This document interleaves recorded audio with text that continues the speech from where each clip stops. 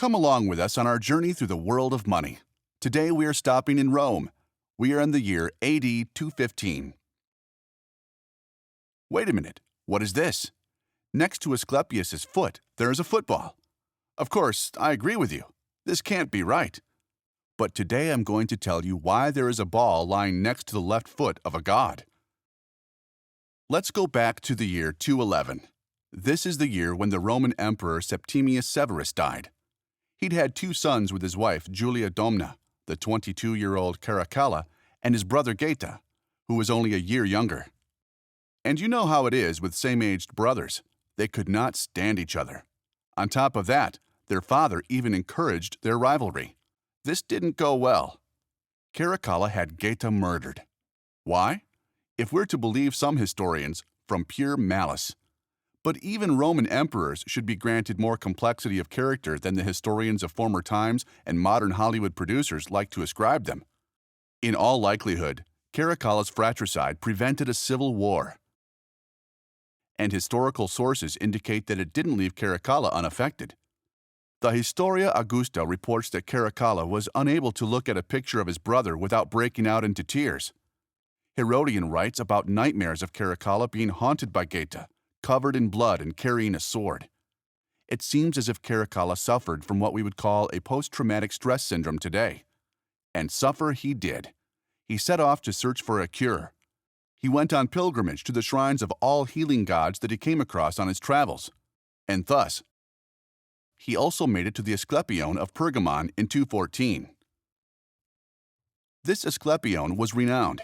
Its priests were specialists for tormented souls. Part of the therapy was a deep healing sleep which brought powerful dreams over the patients. They were led through a long, dark hallway into a magnificent rotunda where Asklepios himself appeared in their dreams sometimes, and if he did not, then maybe Telesphoros would appear instead. Telesphoros, whose name means he who is the end of suffering, the end of life, only the gods could tell. Their messenger, however, was closely linked to the Pergamanian cult. The little man is easy to identify by his floor-length cloak and tight cap, so Caracalla took part in the ceremonies. He had long, in-depth talks with the priests, walked the dark aisle into the rotunda, and had a dream in which he found redemption. We know that the cure was a success because Caracalla honored Asklepios of Pergamon in a way that only a very few gods in the history of Roman coinage were. The emperor dedicated a large coin series to the Pergamanian Asklepios, celebrating his powers in the whole of the Roman Empire. The portrait of Asklepios on the coins resembled that of him in the temple of Pergamon, a bearded man resting with his armpit on the serpent-entwined staff. To his right, you can see Telesphoros, the little man with the cap and the long cloak. But what about the football? Why is that in the picture? Is that, too, supposed to be typical of Asklepios of Pergamon? Yes, indeed, the small ball is a typical attribute, although of course it is not a real football. It represents the omphalos, not the navel of the world, a common misrepresentation, but a typical attribute of Greek heroes which evolved from the depiction of burial mounds.